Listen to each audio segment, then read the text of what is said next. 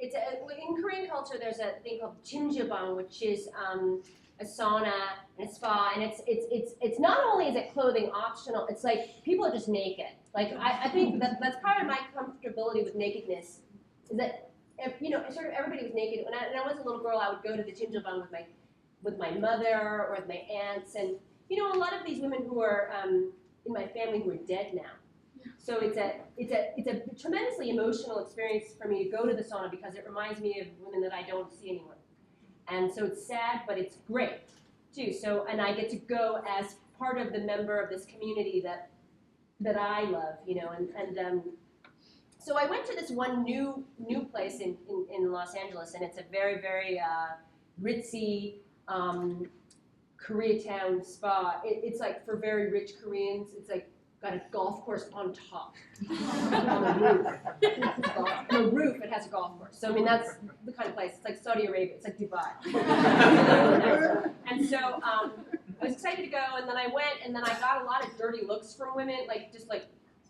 You never really know if Korean people are giving you a dirty look. Are they looking at me? What are they looking at? I don't know.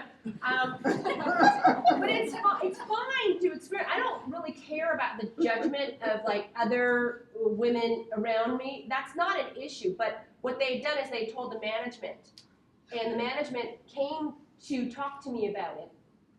And so this woman from the management was like, I saw her, and she was in the window of the sauna, and she was looking, and I'm like naked, and sitting in the sauna. I'm watching Tiger Woods on the big flat screen TV in the sauna, just enjoying myself.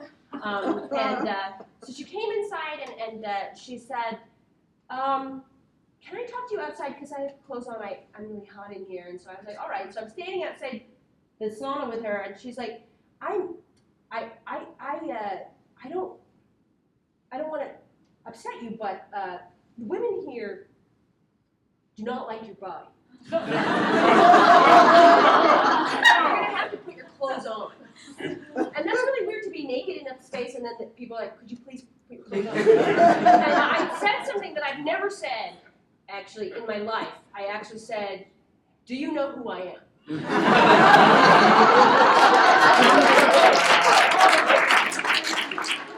I would never say that. It's such a horrible, like, Reese Witherspoon. I was really offended, and then she was looking at my body. She just saw tattoos, and then she looked at my face, and she realized, she was, oh my God, I didn't realize you were Margaret Cho. I love you. I've been to your shows. I'm a huge fan. I think you're great, but you're going to have to put your clothes on. I was so angry, and I said, that's fine, and I actually ended up leaving, and I said, this is bad. I mean, I can understand the women here being upset by me, but that doesn't mean that you can tell me to be different. You can't tell me to have to cover up or alter myself because they're upset by me. That's where I found fault with it. That the administration had treated me differently, and that's sort of like the way that I sort of view like gay marriage. Like people may not like it, but you still can't prevent the government from allowing it. People are not going to like everything you do, but you cannot prevent the administration just from treating us all equally. So I took a real issue with it, and so I wrote that blog post, which oddly enough got really viral. It got 400,000 views in a day, which is crazy for just a piece of writing. And the sauna was so apologetic. They were calling me, and I could hear the bowing on the telephone. And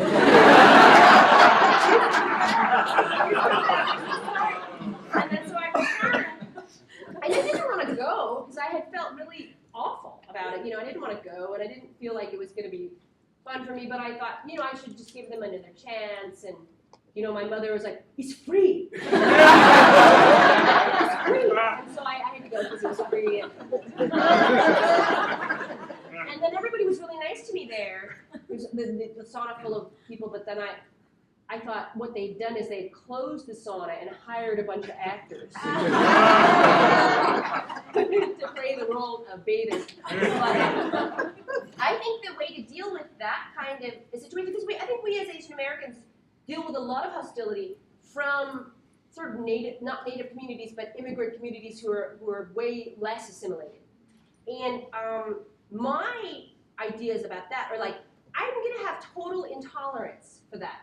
Because you may feel prejudices and you may have those prejudices and may be allowed for you to have them in Korea, but you cannot bring that over here because we're all here. We're in a different country now.